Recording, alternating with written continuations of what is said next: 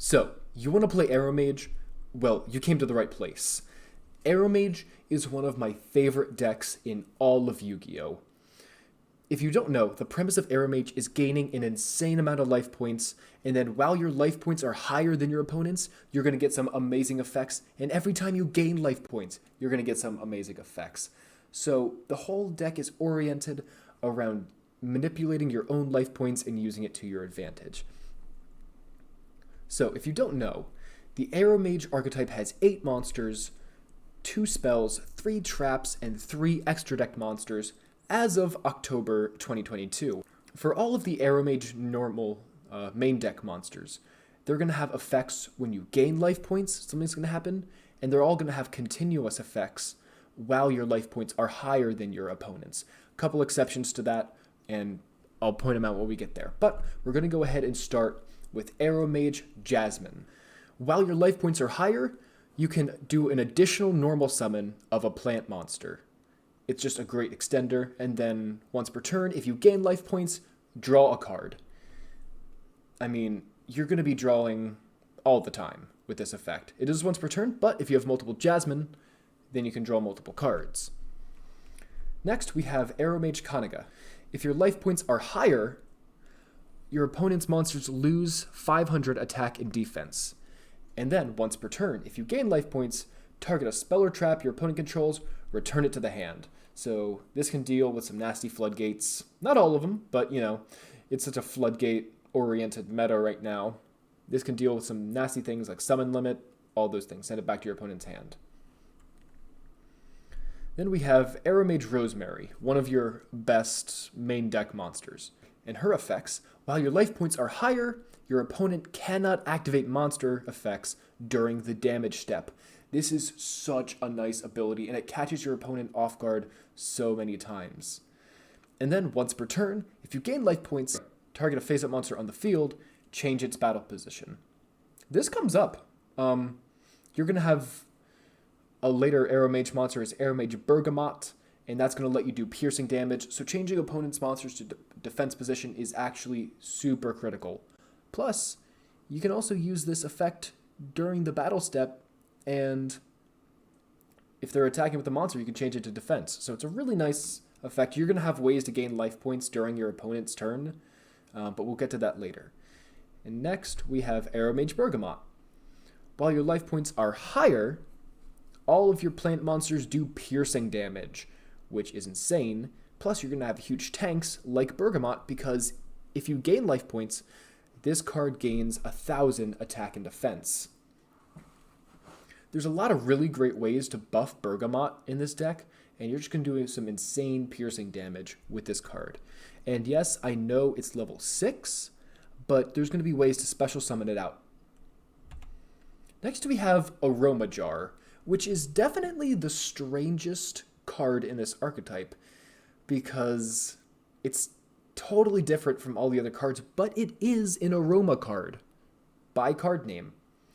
So it's a rock monster and a flip effect, so it's completely different, but you flip it up, can't be destroyed by battle, and during each player's end phase, so not just yours, you gain 500 life points. Next we have Aromaseraphie Angelica, your tuner for the deck. So this card works like a hand trap.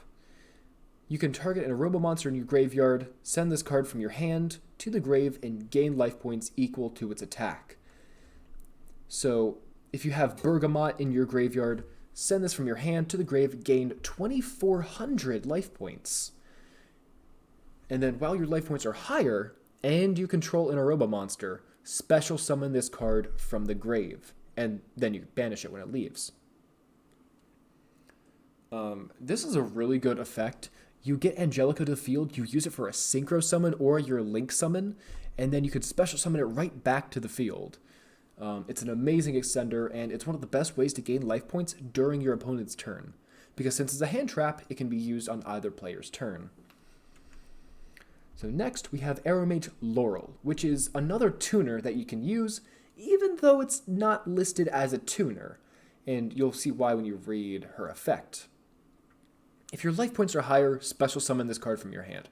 Great, it's a free extender, Laurel is amazing. And then if you gain life points, you can target a non-tuner on the field and treat it as a tuner. So Laurel can just target herself, make herself a tuner, or target any other plant monster you have, make it a tuner. And then it has a strange third effect, so it has 3 instead of the usual 2. If this is sent to the graveyard, gain 500 life points. You'll see why in a little bit, but this is the best card to use to go into your extra deck monsters. Because you're going to use Laurel, it's going to leave the field, you're going to special summon your Aeromage extra deck monster, then the effect of Laurel will trigger, giving you 500 life points, activating the effects of whatever extra deck monster you're bringing out. And they are some pretty amazing effects, so just watch till later in the video to see them. So next, our last main deck monster is Aeromage Majorum. While your life points are higher, you take no battle damage, which is great. There's a lock that you can set up with Majorum and your Aromaseraphy Jasmine, but we'll get to that in a bit. And then you can only use each effect once per turn. If a plant monster is destroyed by battle and sent to the grave, special summon this card from your hand, so it's another hand trap, then gain 500 life points. Great. Your opponent destroys a monster, you special summon this from your hand, gain 500 life points. And then if you gain life points, so like off special summoning her, target a number of cards in your opponent's graveyard up to the number of aroma monsters you control, banish them. This is probably one of the most powerful effects in the game, or for the Aeromage archetype. If you activate this effect while you have a full Aeromage board, during your turn and during your opponent's turn, you can banish up to like 5, maybe 6 cards from your opponent's graveyard, just completely emptying out their graveyard. It's an amazing effect, and Majorum is one of the best cards that was added to this deck. So that's it for the main deck monsters. Now let's go look at the spells. And this is Aroma Garden. Once per turn, if you control an aroma monster, gain 500 life points, and all monsters, so not just plants or Aeromages, all monsters you control gain 500 attack and defense. Great, it's just a way to gain life points. It's really nice. And then if an aroma monster you control is destroyed and sent to the graveyard, gain 1,000 life points. This is not once per turn, so if your opponent's just destroying all your Aeromages, you're going to be gaining a lot of life points. And you have Aroma Gardening, which is an amazing card. If you normal or special summon an aroma monster, gain 1,000 life points. So nice, an amazing effect, because you're going to be special summoning some Aeromages during your opponent's turn, and this is a great way to gain life points while your opponent has their turn.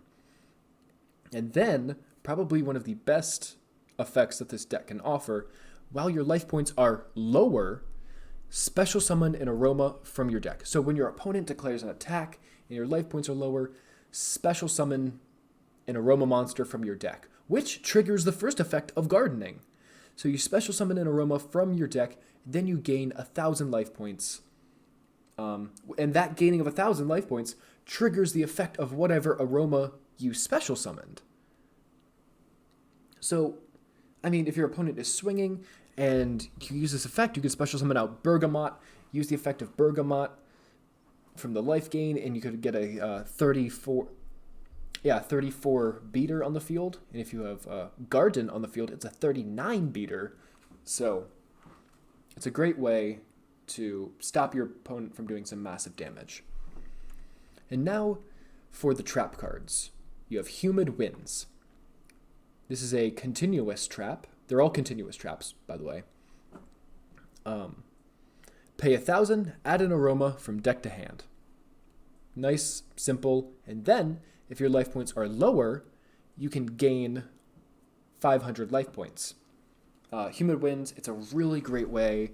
Ups consistency by searching your aroma monsters. And, I mean, if your life points are lower, you're always going to be getting your life-gaining effects. It's really nice. Humid Winds, really good card. Then you have Dried Winds. This one can be a little confusing. The first effect's pretty easy. You gain life points, target a face-up monster your opponent controls, destroy it. Great, nice and simple. And then you have the second effect, which you never use, but I'm going to explain it anyway, because it has come up once or twice. Now bear with me.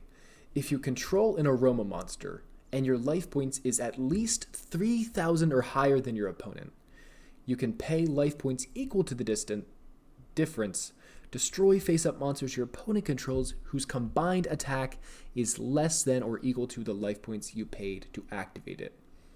So let me interpret that. If your life points is at 10,000 and your opponent is at 5,000, you'll pay the difference. So you'll pay 5,000 life points and destroy all monsters on the field whose attack is less than 5,000. It's a good board wipe. It's really nice. But a problem with that is that you're paying a lot of life points. And in a deck where you want your life points to always be higher than your opponent's, using an effect to equal out your life points, therefore not being higher, is not really that good. Although, if this is a good last case scenario, like, use this if you have to effect. And then we have Blessed Winds. Send one plant monster from your hand or field to the graveyard, gain 500.